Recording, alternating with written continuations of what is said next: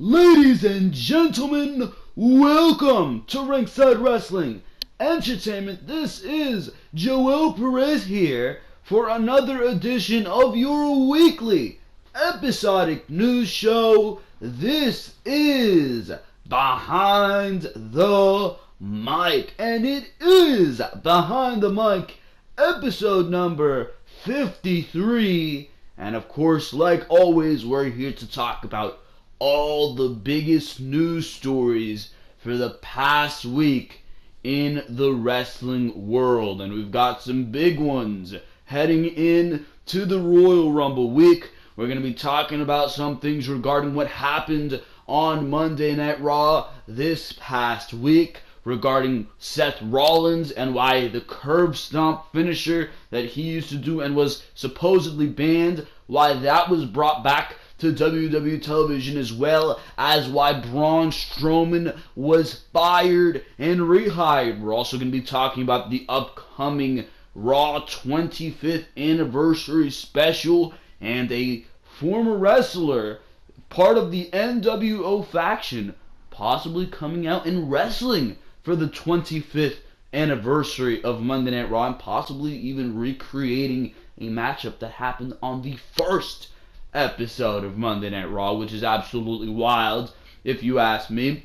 We also have news on the huge news story going around with Roman Reigns and the steroid allegations that he has been accused of. I don't like reporting this type of news, but we also have news on CM Punk. This could possibly be the year where CM Punk is returning, and we're going to discuss why. And of course, WWE signing 4 huge indie names that are going to be a big part of this company going into the future. And we're going to talk about why. So those are all the news stories that we have on Behind the Mic. But as all of you know, if you've seen a Behind the Mic before, we don't just have that. We also have so much more. And you're going to see that as soon as we go into all these news stories. But before we do, like always, I want to tell you guys to make sure to go check out all the other content on the Ringside Wrestling YouTube channel. And that is because there is so much other content to go check out. Support has been huge over this past week. I thank everybody who has subscribed, because of course you guys should make sure to subscribe, because each and every single week we have Raw reviews, Smackdown reviews, Behind the Mic as your weekend presentation. We do pay-per-view reviews, NXT TakeOver specials, those things which are coming up. You have the Royal Rumble coming up in just 1 week. This week is going to be huge, this upcoming week, because you have your Raw and Smackdown reviews on Monday and Tuesday. Then on Wednesday, you have me recording your preview and predictions for the Royal Rumble pay-per-view, which is going to be absolutely huge. We're going to be trying to predict everything regarding the Royal Rumble, which is going to be pretty hard, if you ask me.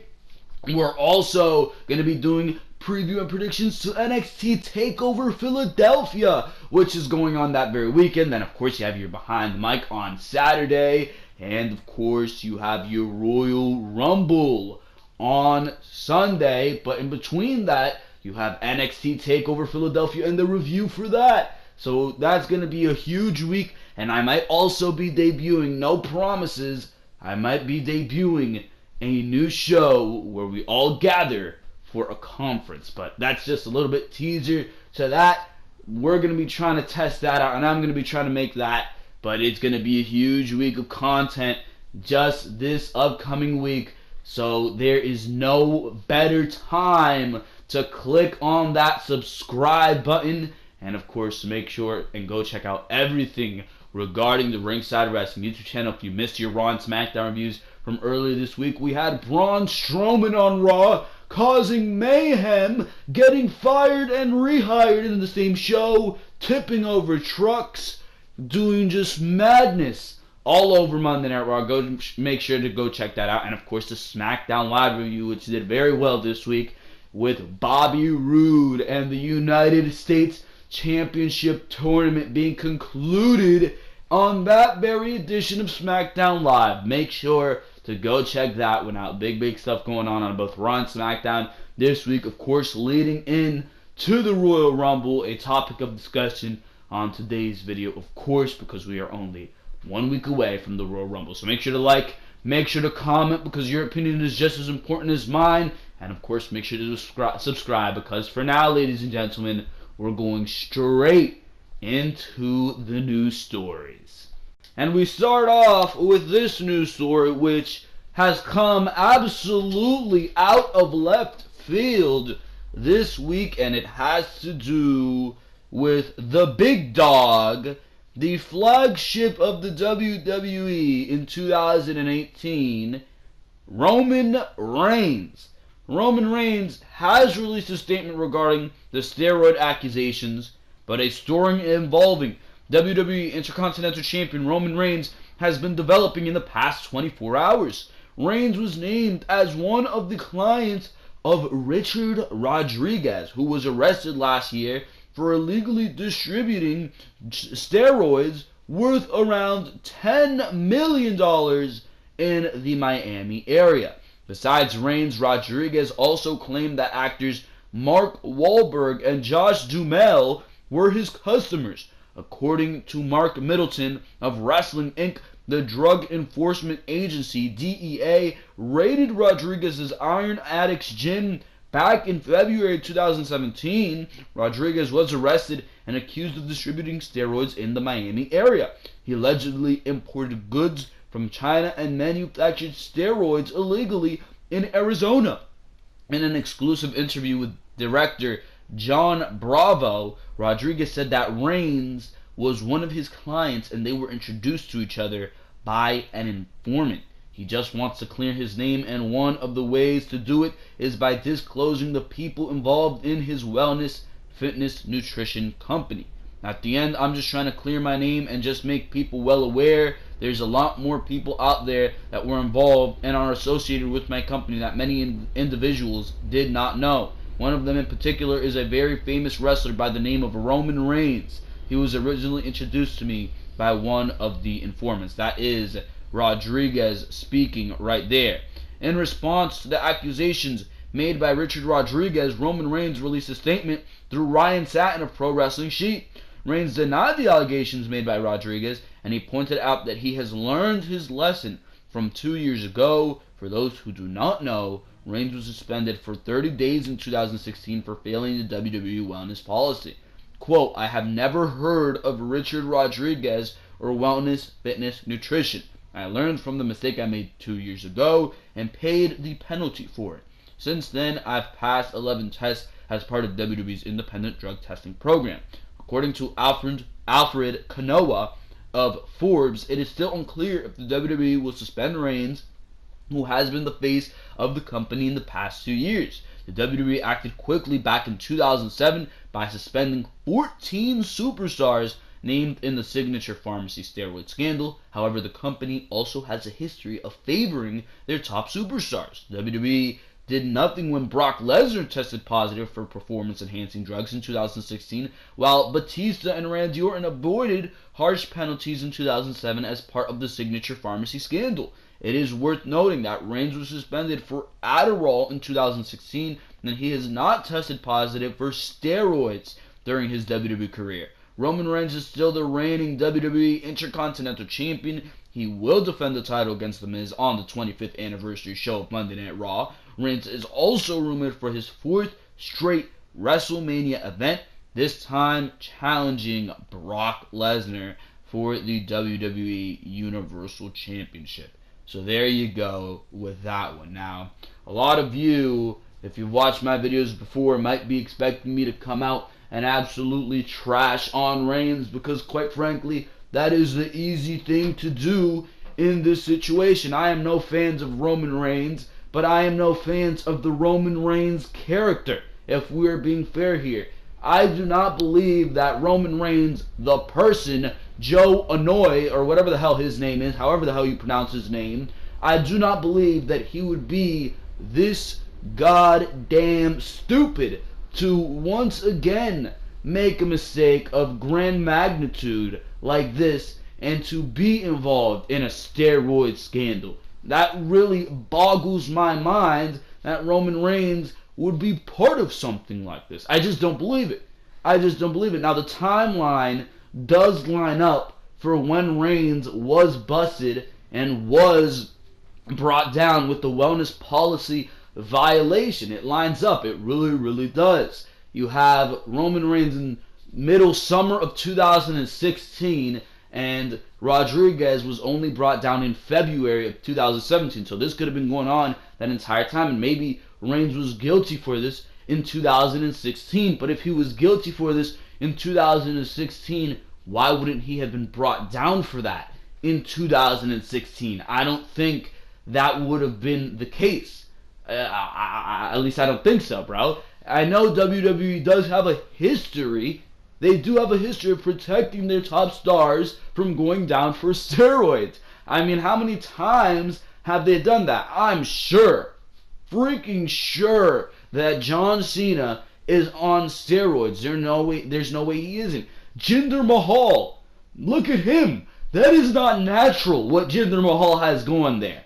I do not believe that is natural. Jinder Mahal went from looking like everybody else on the roster to a goddamn monster in about 3 weeks. That is not natural. It really is not. I do not see that being natural. And WWE could just be telling Reigns, well, just say deny everything. Just deny everything. We'll keep it under the rug. Keep doing your steroids. Now, we don't know if Reigns is on steroids. It doesn't look like it to me. He damn sure doesn't look as ripped as Jinder Mahal. Then again, Reigns does wear that vest. Maybe there can be something under that vest.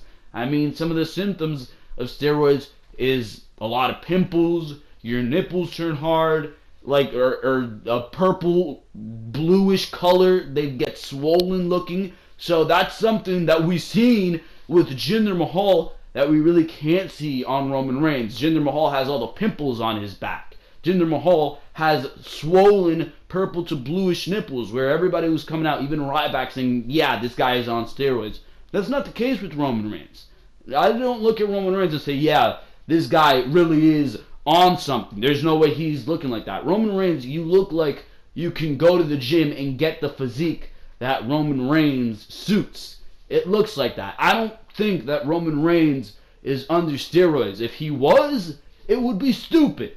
It really, really would be stupid of Roman Reigns. Look at the position that he is in right now. He is Intercontinental Champion, in prime position to maybe even win the Royal Rumble, but for sure win the Elimination Chamber to go and challenge Brock Lesnar for the Universal Championship, and to go down for steroid accusations for, at this point, 2 months, because this would be his second violation of the wellness policy, to go down for 60 days during WrestleMania season, which would take him out of the Elimination Chamber, keeping him from vying for that number one contendership for Brock Lesnar's Universal title.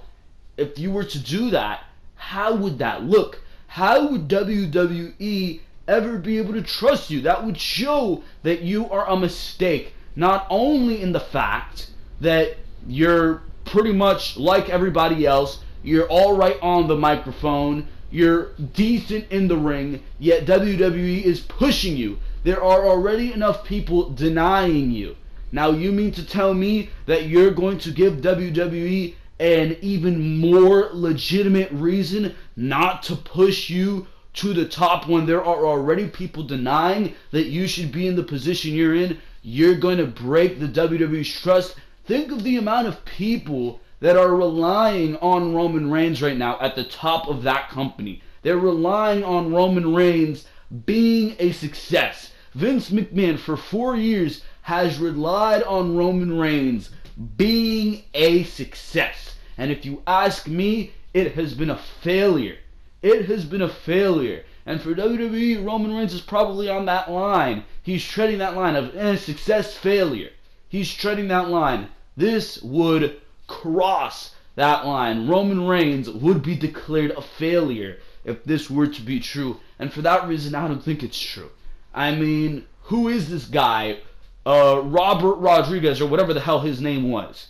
He's behind bars right now realistically, he's just trying to say this to clear his name. He's trying to get anything in order to somehow get out of there, bro. Now, why he would throw the names Roman Reigns, and this is the only thing that I find suspicious about this, why would he throw the name Roman Reigns out there? Where would the name Roman Reigns even come from? Wouldn't you say something like Mark Wahlberg? Alright, he's a big star, I get that, but Roman Reigns? Where is that coming from? Where's this random name being pulled out of the hat? Why is Roman Reigns being dragged into this? That's something I don't understand. So why would the name Roman Reigns just be randomly said in an interview? That's what I don't understand there. If Roman Reigns had nothing to do with this, then his name wouldn't have been said, if you ask me. So that's the one suspicion that I have that goes against Roman Reigns. But as far as this just sounding absolutely stupid, and if Roman Reigns were to do this, he'd be the biggest idiot I've ever seen, because there's so many other people who would love to be in the position that Reigns is in right now. As far as that goes, I don't think Roman Reigns did it. I think it's true. He did pass 11 wellness tests for the WWE, whatever the hell. You gotta believe that, because there's no way I can fathomably and reasonably believe that Roman Reigns would be this much of a goddamn idiot. And if he is, shame on him. He will pay the consequences for that. There will be somebody at the helm to replace Reigns, because if there's one thing that you must remember, is that you are replaceable. And Roman Reigns, there's 50 different people foaming at the mouth on that WWE roster to be in the position Reigns is in, and all this is going to do is screw that up for him. So, there you go with that one. I hope this is not true, because why would you hope something like this upon anybody? It's failure. That's what it is. And Roman Reigns does not deserve to be a failure. He is talented, but if he is this stupid, then he deserves to go down for it. For now, ladies and gentlemen, we move on here to the next news story.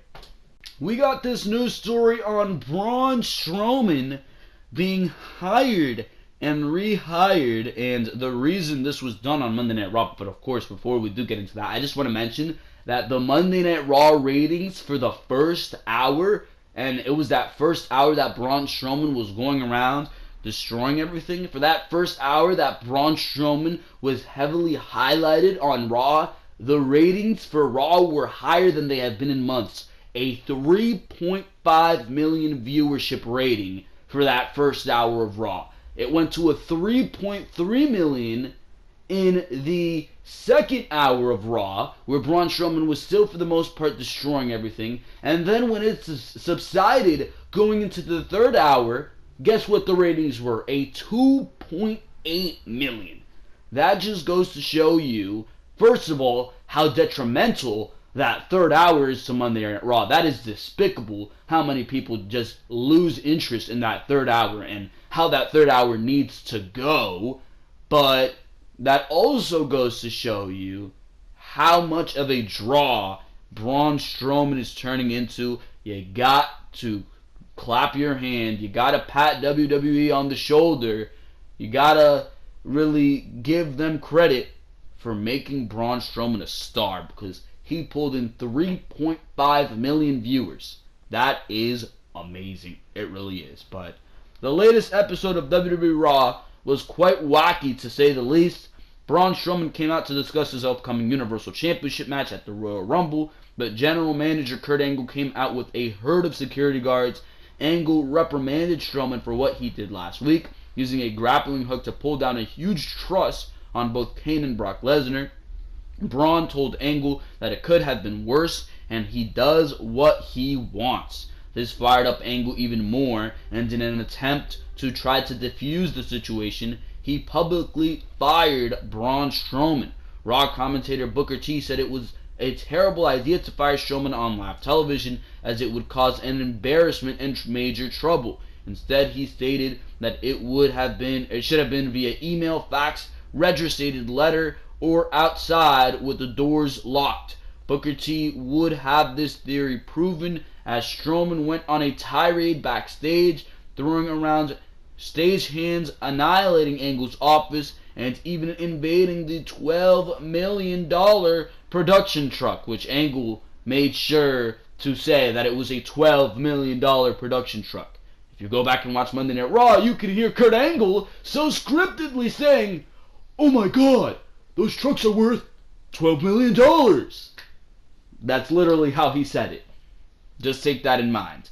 That just goes to show you how scripted these goddamn shows are. But before driving the tractor away from the trailer and tipping the tractor to its side, the proverbial last straw was when he went over to the Raw commentary table and snatched up Michael Cole. Angle would come back out and say that Stephanie McMahon ordered that he would be rehired and was placed back into the Universal Championship match at the Royal Rumble. The reason why Braun was fired, then rehired on Raw. Regarding the reason why this angle occurred, the Wrestling Observer is speculating that it is to continue the angle between Strowman and Triple H. As seen at Survivor Series, Triple H had some major tension with Strowman as the game turned on Kurt Angle to allow Shane McMahon to pin him, but he then turned on Shane to allow Team Raw to win. The rumored idea was behind bringing Strowman back into the fold is to humiliate him on a big show. This would increase the tension between Triple H and Strowman, which would lead to their match at WrestleMania. As of now, there is no concrete spot slated for Strowman at WrestleMania. It is quite clear that Reigns versus Lesnar in New Orleans is the plan, barring injury. While Strowman has been mentioned, he has already had his opportunity to face Brock Lesnar and was unable to win.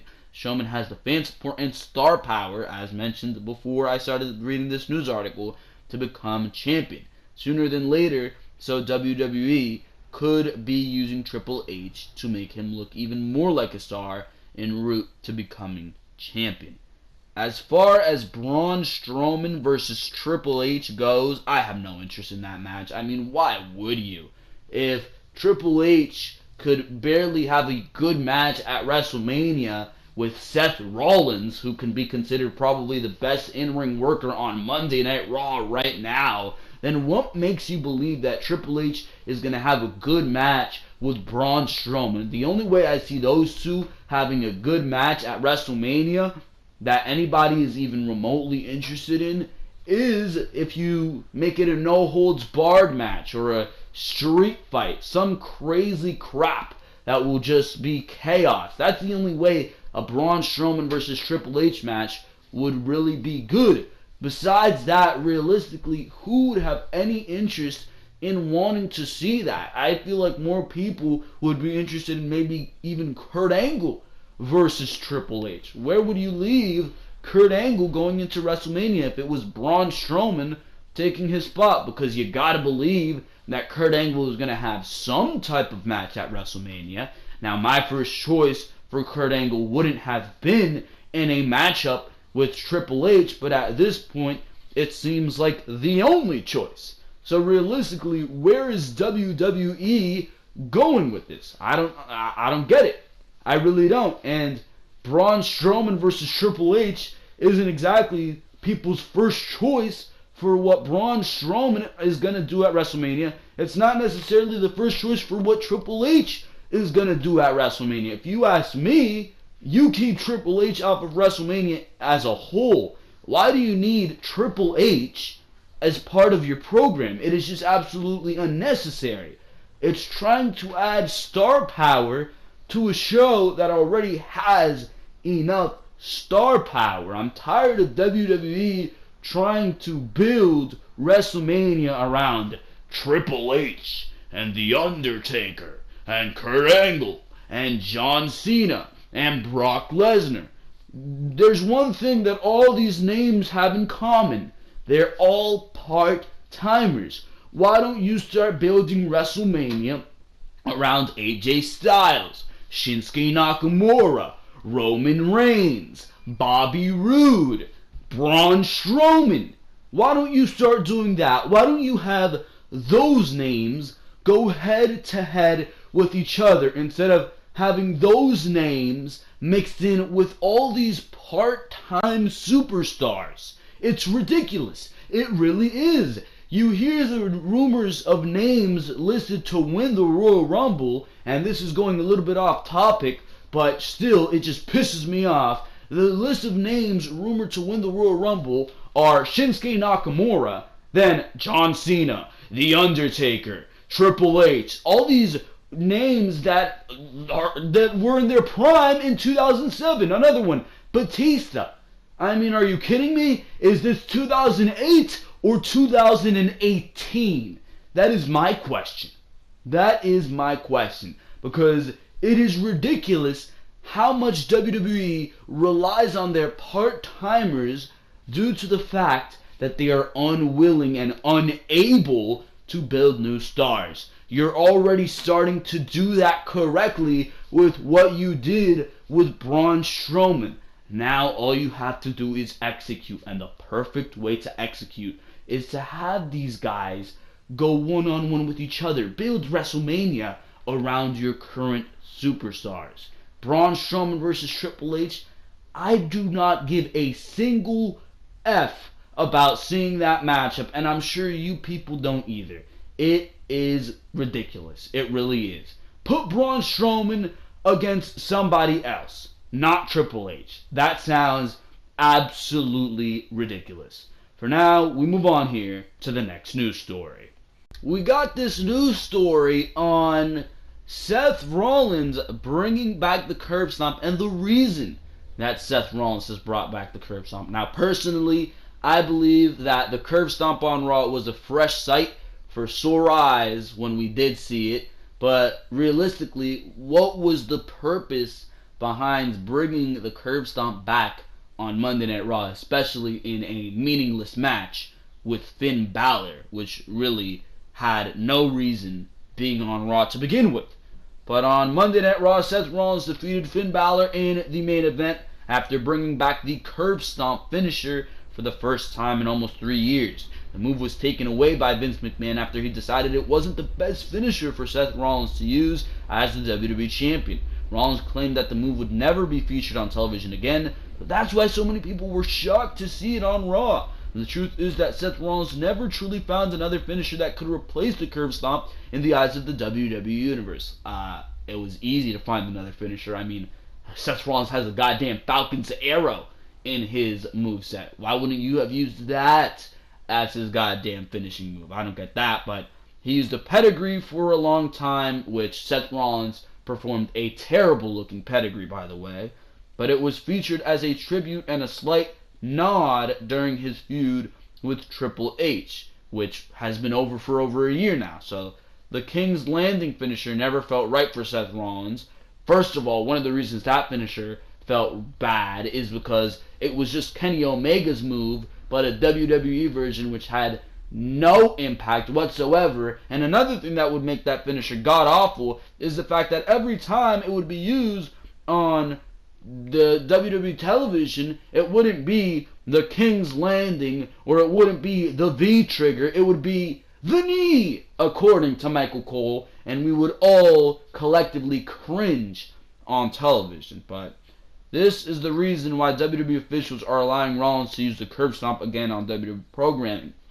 It's being reported that WWE officials realized the King's Landing finisher wasn't getting over with WWE fans as they expected over the past 6 months. The move drew a lot of comparisons to Kenny Omega's maneuver, and WWE's officials determined that enough time had passed to bring back Rollins' curb stomp to WWE programming. It's unconfirmed, but the expectation is that Seth Rollins' finisher is back for good, which makes me very, very happy. In the past, Seth Rollins has taken some criticism from his peers about his recklessness in the ring. Rollins has been branded an unsafe worker by a lot of people based on his involvement in some major injuries over the years. Most notably, he has been blamed for ending Sting's career and Finn Balor's shoulder injury after WWE SummerSlam 2 years ago. Sting's career, I don't know about that one.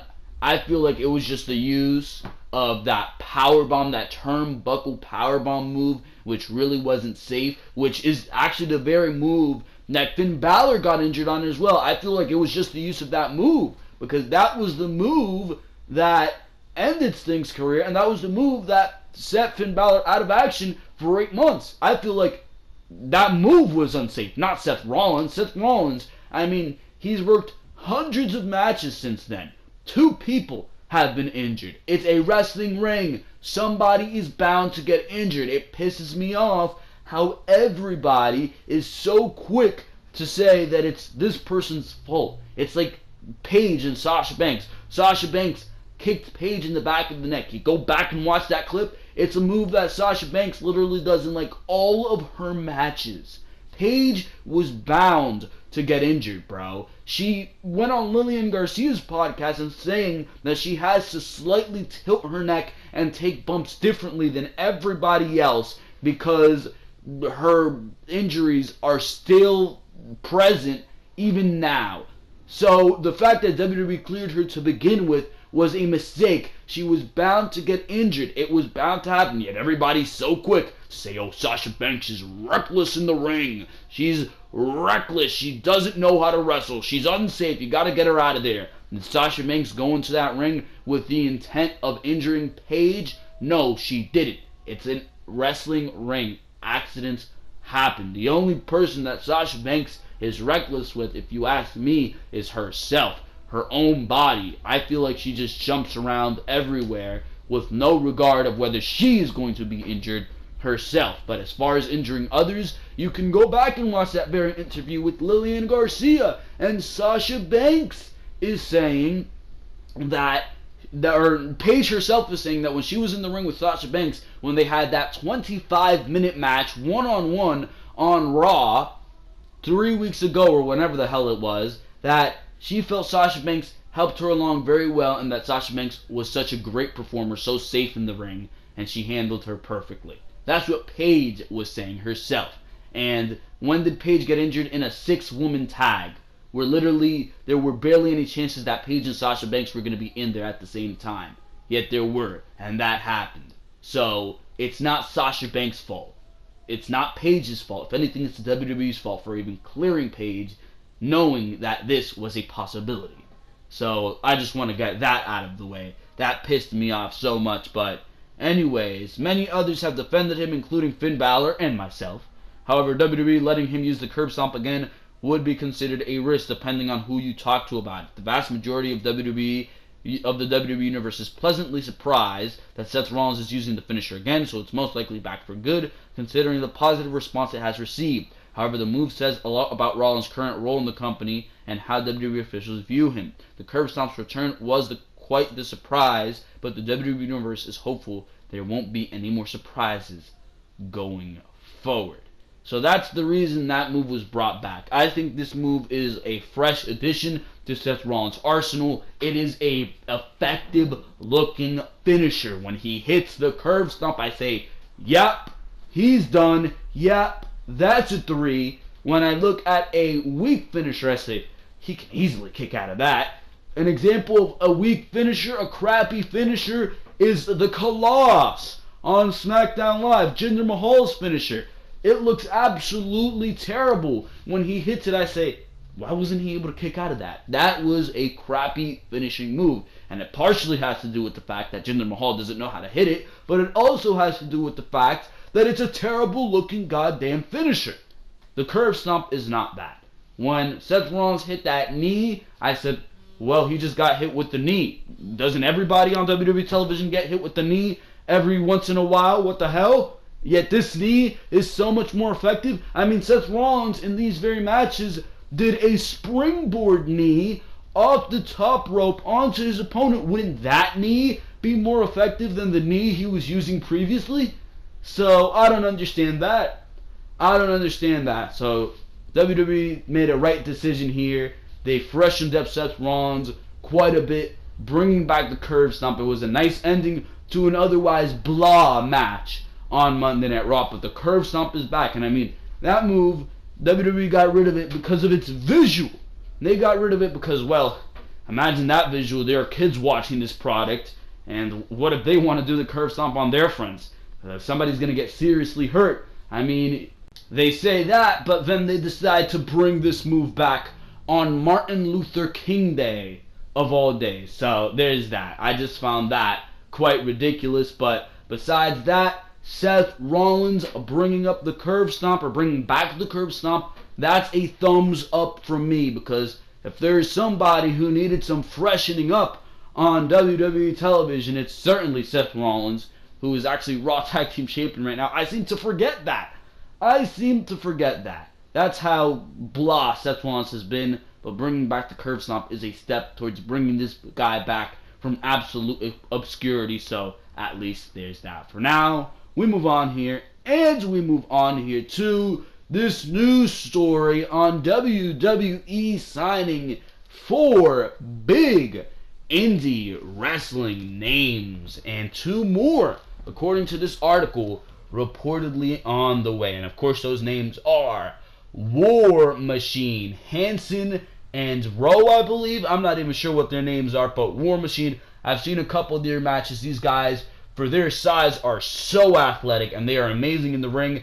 Ricochet, I mean, holy God, this guy is amazing in the ring. And Candice LaRae, no need to say anything about her. We've seen her on the Mae Young Classic special that WWE did towards the end of the summer, and she was pretty good in the Mae Young Classic before getting eliminated by, I believe, Shayna Baszler. So there was that. Candice LaRae being signed as well. The WWE has started 2018 off with some major signings. The news broke today that the company has signed 3 huge stars from the indie scenes, with 1 from Lucha Underground and 2 from Ring of Honor and New Japan Pro Wrestling. There's also news that two of the biggest Impact stars are finished with the company at this past weekend's television tapings, and the WWE is interested in bringing both of them into the company. The WWE has officially announced 3 signings, while the other 2 remain speculative rumors at this time. The first name that WWE signed has been rumored for months now. The WWE announced that they are signing Ricochet, the man that is joining the WWE. This was rumored back in October 2017, and the Inquisitor reported at the time that the WWE had a huge interest in signing Ricochet. Impact Wrestling also wanted to sign Ricochet, which is a joke to me, and it's probably a joke to you too, who last wrestled under the mask of Prince Puma in Lucha Underground. He is a 3-time IWGP Junior Heavyweight Champion and 3-time Never Openweight 6-Man Tag Team Champion in New Japan. There was also an Inquisitor article from December that speculated War Machine was coming, and that has come true as well. War Machine was a monster tag team in Ring of Honor and New Japan, holding tag titles in both promotions. I absolutely love War Machine from what I've seen from them. WWE.com reported on Tuesday that the WWE Performance Center would welcome War Machine as a well start to their journey to the WWE. The announcement referred to them as War Machine, so one has to wonder if that means they will keep their title in WWE, which I would certainly love. That is a great name for them. Really, there's no reason for that to be changed. Now, here are the rumors from Impact Wrestling. This past weekend, both Bobby Lashley and EC3 were written off television tapings and have left Impact Wrestling. EC3 left when he won a Feast or Fired briefcase and ended up with the Fired briefcase, and Bobby Lashley lost a match and then bowed to the crowd and left. EC3 got his start in the WWE developmental territory as Derek Bateman, but never made it out and became one of Impact Wrestling's top homegrown stars when he debuted there as the nephew of President Dixie Carter. Wrestling Inc. reports that the WWE has an interest in Carter and can start there at any time. Even at the Royal Rumble this Sunday, if he signs with the company, he trademarked EC3, which means he can use it anywhere he wrestles if he wants to. Bobby Lashley, however, can't sign with anyone else until February 1st, so there is little chance of him appearing by the Royal Rumble this weekend. Uproxx reported that Vince McMahon has always been high on Lashley, and he could return in time for WrestleMania. So there are the most recent reports on the WWE signings as far as Ricochet and War Machine go. War Machine, they are going to debut in NXT, and I believe that they are going to be the stable replacement for the Authors of Pain. That's going to be your cue to move the Authors of Pain up to Monday Night Raw or SmackDown Live, preferably Monday Night Raw, when you're looking at which goddamn division needs tag teams. So I would move them to Monday Night Raw, the Authors of Pain and I'd move War Machine into NXT to take that slot. These guys are amazing. They absolutely are. They can jump off the top rope like a goddamn cruiserweight, and they're just great. They're great. They have a intimidating as hell look for what they were doing on the indie scenes. These guys are absolutely ahead of everybody else. And War Machine, they really do need to be looked at as ahead of the pack because they are absolutely amazing at what they do. And Ricochet, there are no words that need to be spoken about this man. He is just amazing inside that ring. And hopefully WWE does not bring him to the goddamn cruiserweight division like I fear they will. That sounds absolutely terrible. Holy shit, that sounds awful. Ricochet is totally a star for NXT and the WWE main roster. I see this guy winning world titles if WWE wants to go that far with him. This guy is amazing at what he does. One of a kind in that wrestling ring. Probably one of the best wrestlers in the world to date. And WWE needs to take advantage of that. They need to make this guy huge star in NXT. They need to make him an even bigger star on the main roster. And as far as Candice LaRae goes, she's going to be a nice stable in that NXT women's division for a while. I feel like they'll build her up nicely.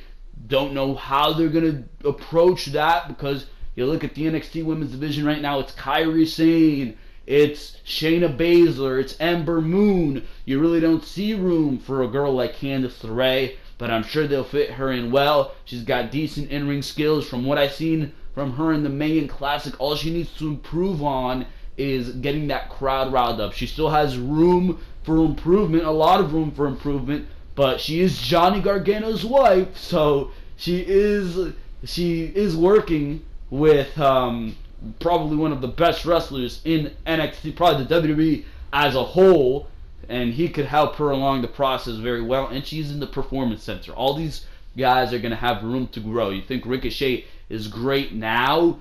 He's probably going to have room to grow even further in the Performance Center. Same thing with War Machine. It's going to be amazing to see how WWE is going to bring all these guys in to the WWE, because, I mean, WWE, they take things that were great in the independent scene and they put that production value behind that. You look at Aleister Black. As far as NXT goes, I'm saying, by the way, not WWE as a whole, but NXT. You look at Aleister Black. They took this guy who's clearly fantastic inside that ring, and they gave him that entrance that's just going to make you pay attention. Finn Balor, another one. They gave him that production. Shinsuke Nakamura, the production. Bobby Roode. What would Bobby Roode be in the WWE without that glorious gimmick and that theme song that was all started in NXT? They're going to do the same thing for Ricochet. They're going to do the same thing for War Machine. They're going to do the same thing for Candice LaRae. And hopefully they do the same thing for EC3 and Bobby Lashley, who we're going to transition to talking about them. I actually talked about this a couple weeks ago. I see Bobby Lashley being a big thing in WWE going forward. I could see them putting him in a matchup with Brock Lesnar. I could see them putting him in matches with Cena, with Orton. Bobby Lashley, since the last time we saw him in WWE, has improved tremendously as a performer. From what I've heard, he's gotten better, a lot better on the microphone, and he's pretty good in the ring. So hopefully WWE this time around could take advantage of that. I feel as soon as Vince McMahon sees Bobby Lashley, they're going to push him to the moon, put him in matches against Braun Strowman, Roman Reigns, and maybe he'll even come out the winner. So I don't know about that, but Bobby Lashley's certainly going to be a big star. There are people saying that EC3 should be pushed directly into the main roster. That is an absolute mistake. That is an absolute mistake. You want to have him in the Royal Rumble match, have fun with that. But straight from that Royal Rumble match, you bring this guy down to NXT, because that is where somebody like EC3 belongs. I don't care how great he was in NXT. He could have been the best thing ever. In TNA. In TNA, he could have been the greatest thing ever in Impact Wrestling, GCW, GFW, whatever the hell you want to call it. He could have been amazing at everything he did. But he's not a star. He isn't. The normal casual wrestling fan doesn't know who EC3 is. They don't. You gotta build him up, and the way you do that is you put him in NXT. They give him that production value, and he becomes a stable of NXT. You bring him up to the main roster. People know who he is, and you work from there. You work from there, because if you put him up on the main roster, he's just gonna become another Mike Kanellis. What happened with Mike Kanellis or Mike Bennett? He was great in Impact Wrestling. Impact Wrestling took Mike Bennett and made him a star. Came to WWE, haven't seen him on television in months. Absolute jobber. I'm afraid they will do that same thing if EC3 just comes into the WWE. I wouldn't put it past WWE to do that same thing. That's why this guy needs to go down directly to NXT, build that character, make himself a name, so WWE can lay eyes on him and say, well, we're going to keep you along the path of what you were doing in NXT, and hopefully you can do some of that. But WWE, you throw this guy straight on the main roster, job him out to Ty Dillinger, who we haven't been doing anything. Job him out to Rusev Day, who we don't give a crap about. Job him out to the New Day. Have New Day throw pancakes in his face. That's what WWE's going to do. So, Mike, or EC3, put him down in NXT, and you work from there. But this is big, big news. WWE, especially towards the beginning of the year, always goes on these tangents where they just take everything from the indie scene, they milk it clean until next year comes along, new stars are built, and we see WWE just continue to pluck from that ever-growing tree of indie wrestling names. So there's that. But for now, ladies and gentlemen, we're going to move on here to the next news story. And we move on here to this news story on CM Punk, which I'm not going to try to fuel too much. But all I'm saying is CM Punk could return to wrestling this year. The WWE will celebrate the 25th anniversary of Monday Night Raw on January 22nd, and many wrestling legends are expected to make an appearance. One of the rumored names is former WWE Champion CM Punk, who left the company on bad terms in 2014. Punk has moved on from wrestling industry, but his mixed martial arts career has been a dud. One of the reasons why rumors started flying around about CM Punk making a return to the WWE was his inclusion in the 25th memorable moments on Monday Night Raw. As reported by Sportskeeda, Punk and his infamous pipe bomb that catapulted him into superstardom was ranked number 2 on the list, just behind Stone Cold Steve Austin's beer bath. However, it should be noted that these are just purely speculative. CM Punk has been very vocal about his decision to leave the WWE and the wrestling industry. Chances of Punk returning to the WWE at the moment is slim to none, since he is now a successful comic book writer and he still wants to continue his mixed martial arts career. He is also in an ongoing lawsuit against the WWE and Dr. Chris Amon, which is costing him a lot of money. But despite all that, Sean Waltman believes that CM Punk will be making a return to wrestling this year. Waltman said in his X-Pac 1,200-360 podcast, or I don't know, 1,2,360 podcast, there you go, as reported by WrestleZone, that Punk could appear at Cody Rhodes' All-In wrestling show if it was held in Chicago later this year. I think he would honestly, I honestly think he would if it was something that was a big deal that he could be a part of, that's going to be packed, and that he could be like, yeah, I helped out. I'm the reason this thing's full. According to Wrestling Inc., Rhodes and the Young Bucks are producing a wrestling show on September 1st in Chicago, which could be the biggest independent show in history. The Bullet Club trio are expecting 10,000 people will be in attendance, and some of the rumored names are on the card are Arrow actor Stephen Amell, Marty Scurll, and Hangman Page. Rhodes even commented on CM Punk possibly appearing on the show.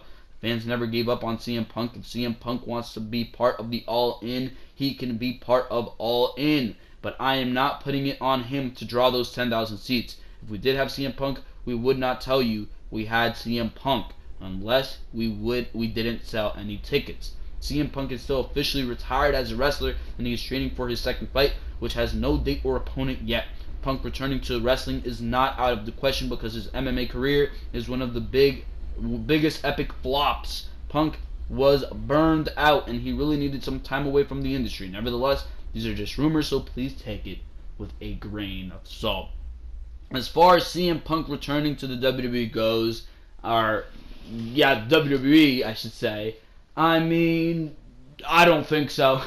I honestly do not think so. There's too much bad blood in the air. If it's happening, I see 2019. I really do. But 2018, I still think it's too soon, bro.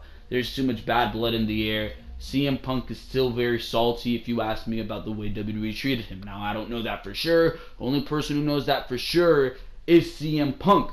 But the rumors continue to be prevalent. They really do. And if CM Punk were to return to wrestling, because you know CM Punk still loves the wrestling industry, I think it would damn sure be CM Punk returning to his roots and participating in that all-in show that the Bullet Club is throwing. That would really be a great return to CM Punk to wrestling. It would be a great way for CM Punk to say F you to the WWE, and especially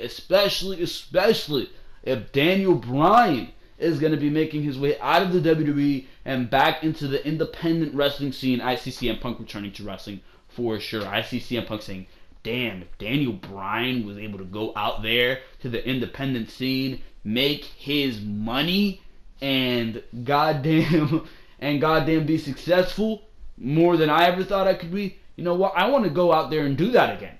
I love wrestling, and I for sure would love to return, especially if it was to work with Daniel, who I know very well, and to make all the success, to make all this boom. I'm sure CM Punk would want to do that. As far as the WWE goes, I think there's still bad blood. Like the article mentioned, he's still suing Dr. Chris Amon for goddamn almost ending his life. Why would he want to go back to a company that he had such a bad experience with only 4 years ago to this day? Why would CM Punk even consider that?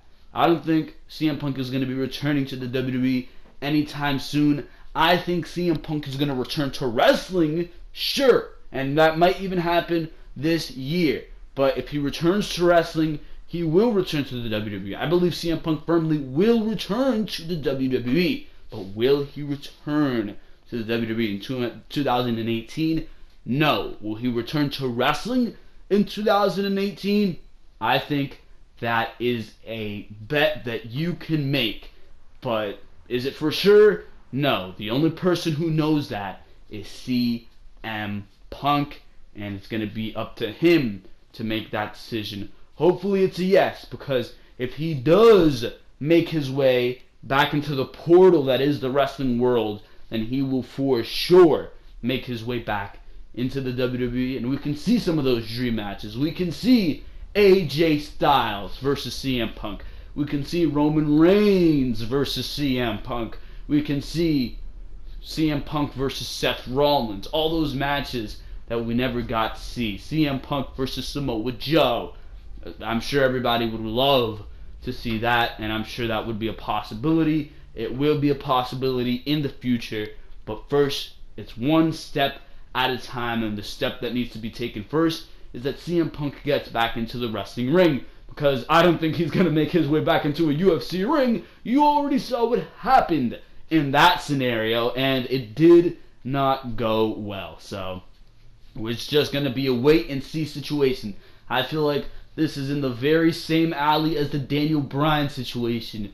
You can sit here and talk about it all you want, but realistically, what you really need to do is wait and see, because time tells the story, and I'm sure in due time we will know what the decision is. For now, ladies and gentlemen, I'm actually going to move on to the closing segments of Behind the Mic due to time constraints, and we're going to talk about this Razor Ramon story and him possibly wrestling on Monday Night Raw, and the Monday Night Raw reviews. So, for now, ladies and gentlemen, we're moving on to the closing segments of Behind the Mic. For now, ladies and gentlemen, that is going to be it for Behind the Mic episode number 53. I hope you enjoyed each and every single thing that you heard on this edition of Behind the Mic. And of course, like always, make sure to go check out all the other content on the Ringside Wrestling YouTube channel, because there is so much of the content for you to go check out. So make sure to go check out the Raw and Smackdown reviews of this week, and make sure to subscribe and click on that notification bell if you want to be up to date with all the content on the Ringside Wrestling YouTube channel going into the big week that is the Royal Rumble. It's going to be Raw, it's going to be Smackdown, it's going to be preview and predictions for the Royal Rumble, it's going to be preview and predictions for NXT TakeOver Philadelphia, it's going to be Behind the Mic on Saturday, and the review for NXT TakeOver Philadelphia on Saturday, as well as the review for the Royal Rumble on Sunday, and the possible debut of a new show on the channel. But for now, ladies and gentlemen, make sure to like, make sure to comment, because your opinion is just as important as mine. And of course, make sure to subscribe to the Ringside Wrestling YouTube channel, because for now, this has been Joel Perez of Ringside Wrestling Entertainment, and for now, I am out of here. Thank you very much for watching this video. I will see you all next time right here on Ringside Wrestling.